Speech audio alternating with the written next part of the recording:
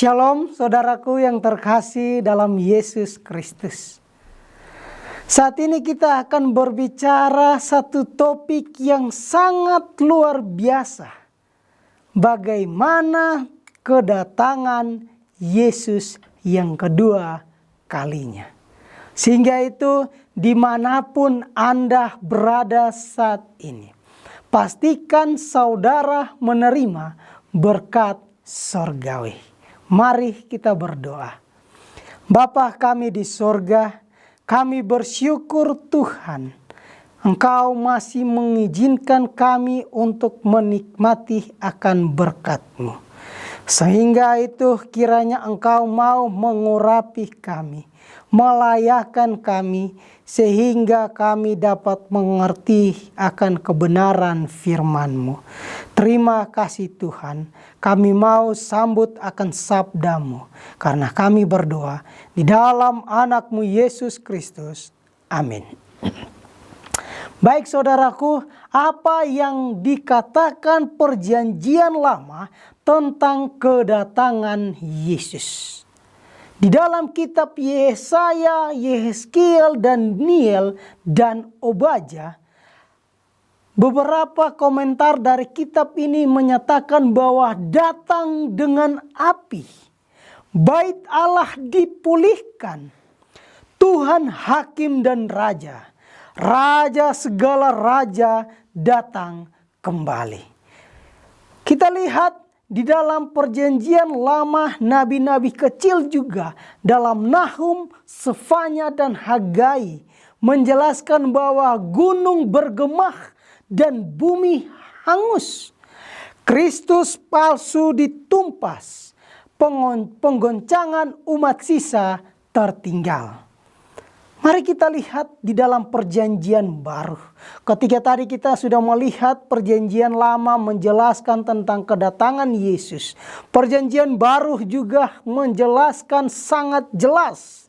Di dalam kitab Injil Matius, Markus, dan Lukas mengatakan bahwa mempelai pria, hamba, dan tuan tanah, talenta yang dipercayakan. Dan kitab Tesalonika dan Timotius menjelaskan bahwa pentingnya menantikan Dia, upah bagi yang merindukan Yesus Kristus.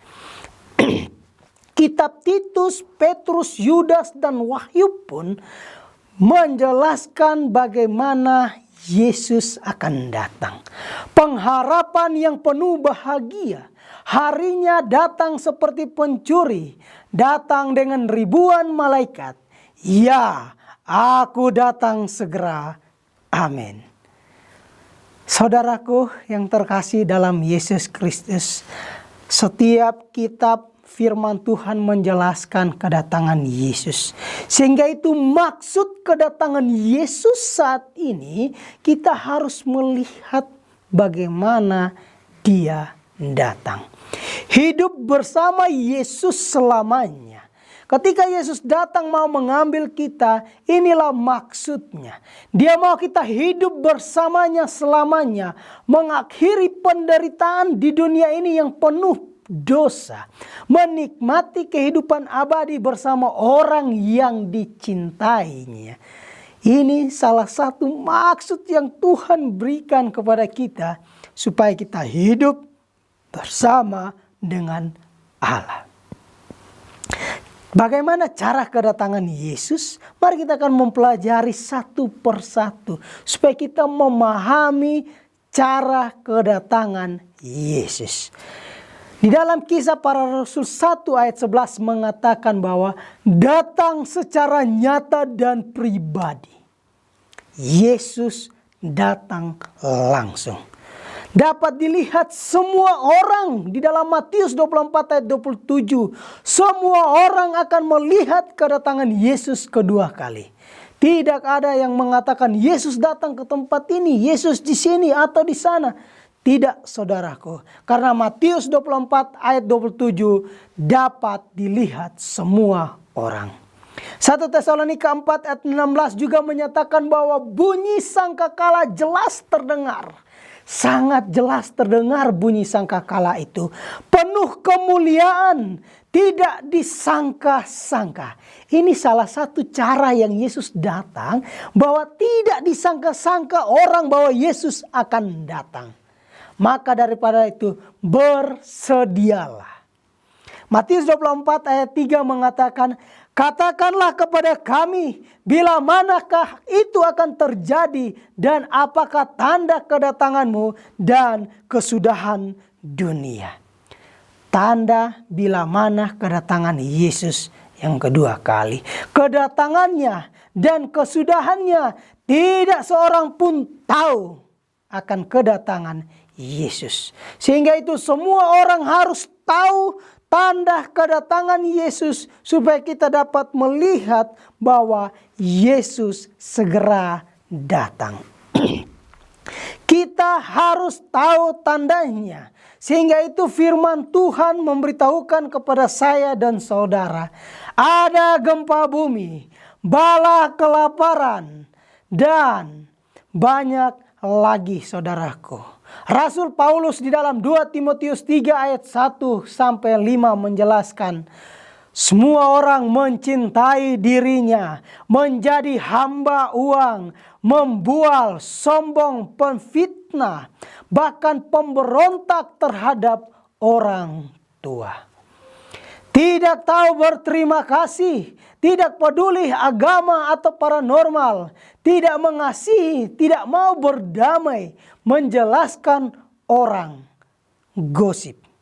Inilah ciri-ciri akhir zaman.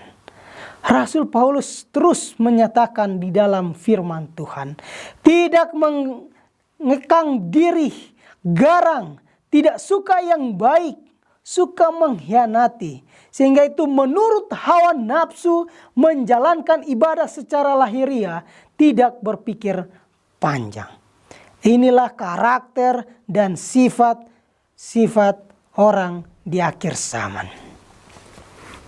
Di dalam Yakobus 5 ayat 1 sampai 5 mengatakan bahwa mengumpulkan harta, menahan upah buruh, hidup berfoya-foya. Ini yang terjadi saudaraku. Sangat-sangat disayangkan ketika akhir zaman semua orang memiliki karakter yang tidak mau mencintai Yesus Kristus.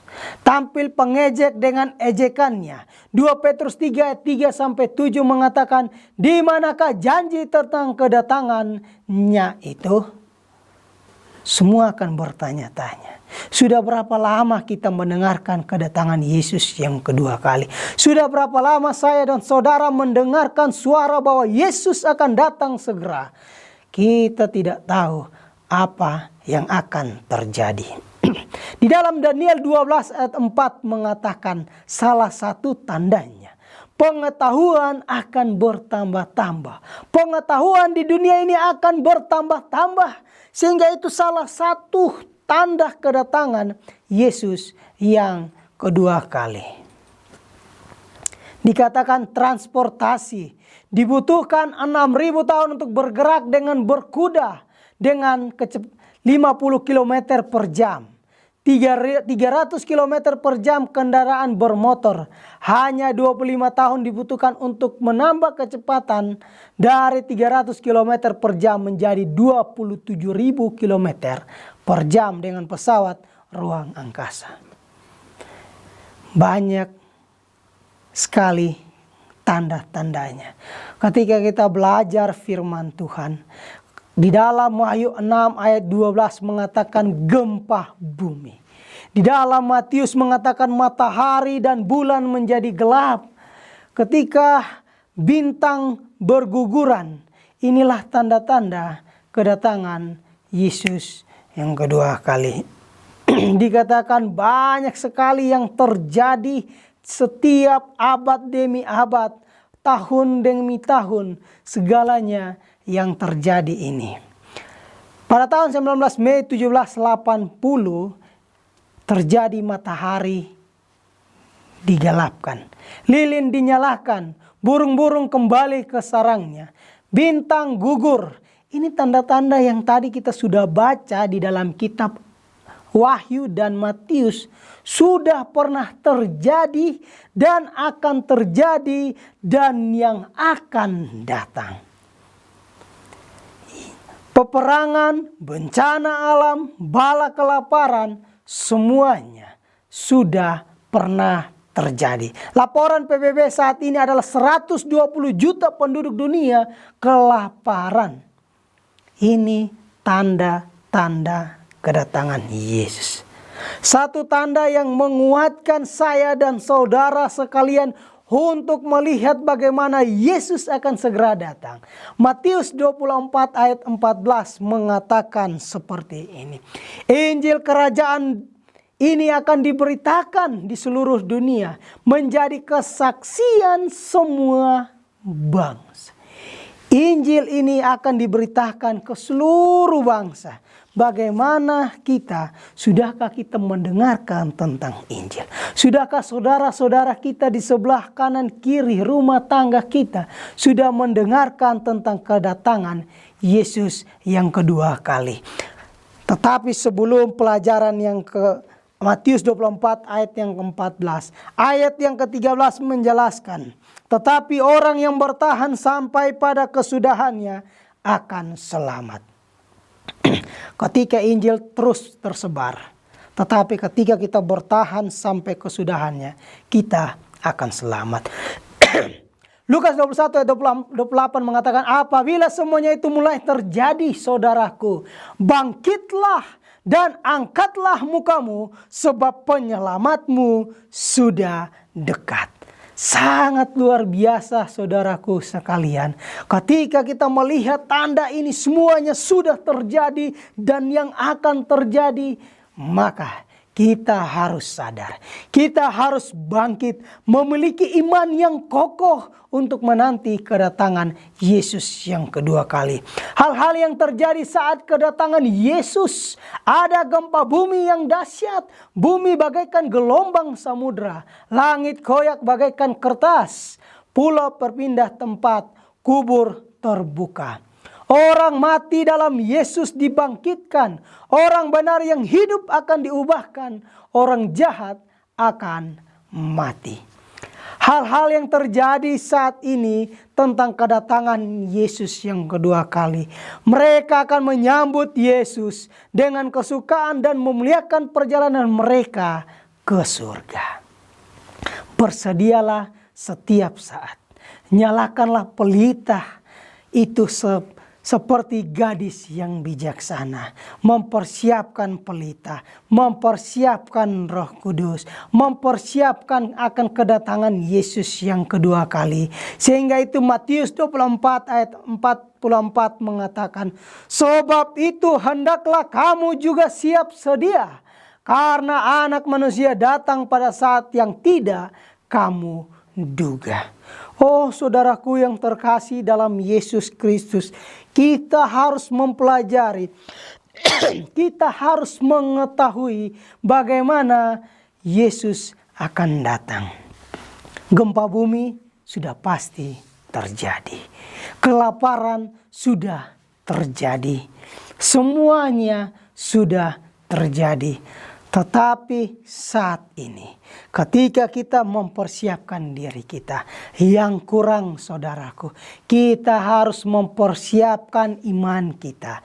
Kita harus mempersiapkan apa yang harus kita miliki, karena kita percaya Yesus akan segera datang. Yesus akan mengambil kita dan kembali ke surga dan hidup mengucap syukur bersama Dia. Itu yang Yesus mau. Itu yang Yesus mau lakukan kepada kita. Sehingga itu ketika Injil akan tersebar ke seluruh dunia, ketika semuanya akan terjadi, semua orang akan bingung, semua orang akan bimbang dan mencari bagaimana Yesus akan datang. Ingat saudaraku, hidup berhubungan dengan Tuhan, dengan Yesus, sudah pasti Tuhan akan melakukan itu semua. Tetapi saudaraku, ketika semuanya berjalan, ketika semuanya terjadi, sudahkah kita mempersiapkan diri kita? satu ayat untuk menutup firman Tuhan. Di dalam Matius 24 ayat 13 mengatakan, tetapi orang yang bertahan sampai pada kesudahannya akan selamat. Sekiranya kita mempertahankan diri kita melewati setiap proses kehidupan menanti kedatangan Yesus, pastikan hidup kita, pastikan iman kita, pastikan pelita kita tetap menyala untuk menanti kedatangan Yesus yang kedua kali. Kiranya Tuhan memberkati kita. Maranatha.